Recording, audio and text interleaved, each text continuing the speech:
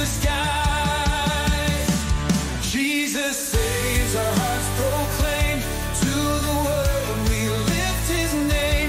From the home to the school to the nation's land, we stand together hand in hand. Isang mapagpalang araw po sa ating lahat. Ako po si Brother Ramel Ralios na kasako po ng GSMI International. Nandito po tayo sa 10-minute devotion kung saan po tayo ay magbabad sa salita ng Diyos, mapuspos ng kanyang presensya at lumago sa pananampalataya po natin. Sabi po sa Awit chapter 119 verse 105, ang iyong salita ay ilawan sa aking mga paa at liwanag sa aking landas. Samahan po ninyo kami sa maikli ngunit makapangyarihang pagbubulay-bulay ng salita ng Diyos. Magsimula na po tayo. Hayaan niyo po ako manalangin. Ama naming Diyos sa langit, Lord, salamat po sa banal na pagkakataon na pinagkaloob po sa amin, O God, na kami po ay makapagbahagi na iyong salita. Lord, i-guide mo po ang iyo pong lingkod. Samahan niyo po kami sa gawain ito. I-bless mo po ang bawat makikinig at ang makakapakinig sa iyo pong salita. Ikaw po ang maluwalhati. Ikaw ang iyo pong ngalan ang may taas. In Jesus' name, Amen. Amen. So, ang atin pong title sa devotion today is about a call to action, no? Ang pagtawag upang kumilos. Ang ating pong scripture ay hango po sa Santiago chapter 4 verse 7-8, no? James chapter 4 verses 7 and 8. Sabi dito, submit yourselves then to God. Resist the devil and he will flee from you. Come near to God and he will come near to you. Wash your hands, you sinners, and purify your hearts, you double-minded. Ito pong talatang ito ay hindi lamang ito simpleng suggestion sa atin. Ito po ay isang utos. Ito po ay isang landas kung saan maranasan natin ang kabuuan ng presensya ng Diyos sa ating buhay. Sapagkat ito po ay nagpapakita sa atin ng dalawang bahagi. Ano po yun? Submission to God and resistance to the devil. Hindi ito isang passive posture. Ito ay isang aktibo at intentional na pagpipili na kailangan nating gawin araw-araw. So meron pong 4 na points na aking ibabahagi. Number 1 po, no? Submit yourselves to God. Alam niyo po mga kapatid, submission is not weakness. No, ang pagpapasakop ay hindi po kahinaan. Ito po ay isang pagkikilala natin, no? Recognition natin sa otoridad ng Diyos sa ating mga buhay. Ito ay isang pagkilala na siya ang magpapalayok at tayo yung mga putik.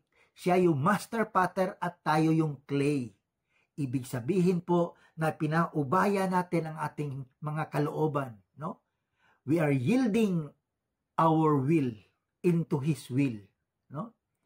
Ibig sabihin po na sumusuko tayo sa kanyang kalooban.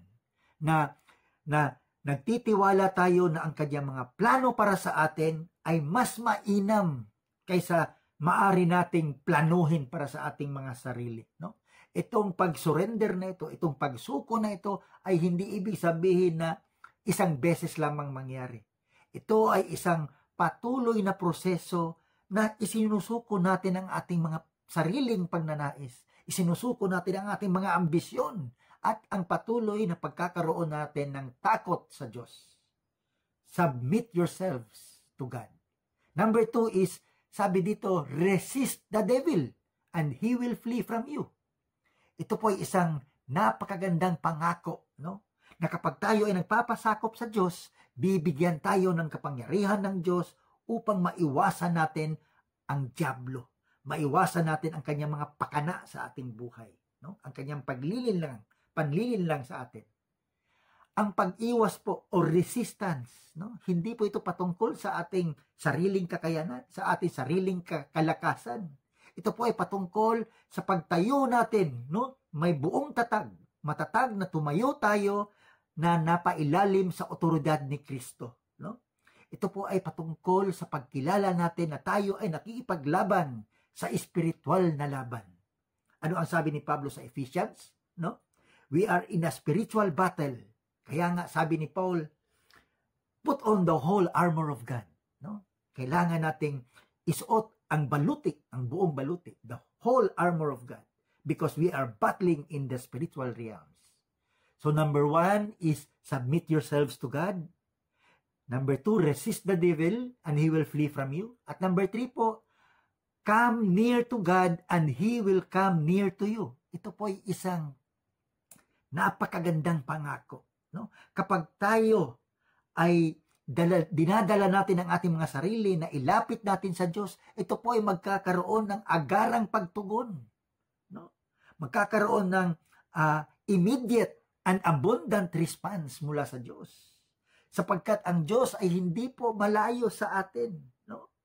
Hindi niya tayo pababayaan. Talagang aktibong dadalhin tayo sa presensya ng Diyos kapag tayo ay taus-pusong hinahanap ang Diyos. No? Ito ang diwa ng pagkakaroon ng intimacy with God. Isang relasyon na minarkahan ng closeness, minarkahan ng pakikipag-fellowship sa Diyos. If we come near to God, He will come near to us. No? Number 1, submit yourselves to God. Number 2, resist the devil and he will flee from you. Number 3, come near to God and He will come near to you. Number 4, and the last, wash your hands, purify your hearts. Ito po ay nagsasabi sa atin sa kahalagahan ng inward and outward purity. Ang paghuhugas po ng kamay or washing your hands, ito po ay nagre-refer sa ating outward actions, no? Sa ating mga pagkikilos.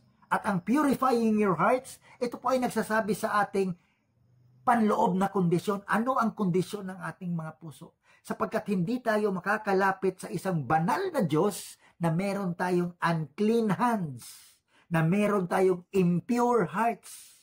Ito ay nangangailangan sa atin ng patuloy na pagsisisi sa ating mga kasalanan. Patuloy na pag-aamin na tayo ay mga makasalanan. Patuloy na pagtalikod mula sa mga kasalanan. Hallelujah. So number 1, submit yourselves to God. Resist the devil and he will flee from you. Number 2. Number 3, come near to God and He will come near you. Number 4, wash your hands, purify your hearts. Ito po, ang talatang ito ay isang roadmap, no? Isang gabay sa atin upang magkaroon tayo ng mas malalim na pakikipagrelasyon sa Diyos. Ito ay isang pagtawag sa atin, tinawag tayo na magpasakop sa Kanyang otoridad, na iwasan natin ang impluensya ng dyablo, na lumapit tayo sa Kanya na may taos-puso, at ang patuloy nating dinadalisay ang ating mga buhay. At kapag tayo ay tumugon sa pagtawag na ito, maaari nating maranasan ang nakakapagbagong kapangyarihan ng presensya ng Diyos. At maranasan natin ang kabuuan, ang the fullness of freedom na inaalok sa atin ng Diyos. Marami pong salamat sa pakikinig. Tayo po ay manalangin. Ama naming Diyos, salamat po sa mensahe ngayong araw na ito. Nawa po ito ay tumatak sa aming mga puso. Nawa po ay mapulutan namin ang aral upang ang lahat po ay mai-apply namin sa araw-araw naming pamumuhay. I-bless mo po ang bawat nakikinig, O God. Ikaw po ang magpala sa bawat nakikinig ngayong araw na ito. Salamat po, O Diyos. In Jesus' name, Amen. Amen. So, marami po salamat sa pagsama sa amin dito sa JSMI International Online Devotion. Naway ang salita ng Diyos ay patuloy na maging gabay at kalakasan sa inyong buhay. Huwag po kalimutang samahan kaming muli sa ating 10-minute devotion tuwing linggo po ng gabi. At ibahagi po ito sa iba upang sila rin po ay mapagpala. Pagpalain po kayo ng Panginoon at magkita-kita po tayong muli sa susunod na linggo. God bless you all.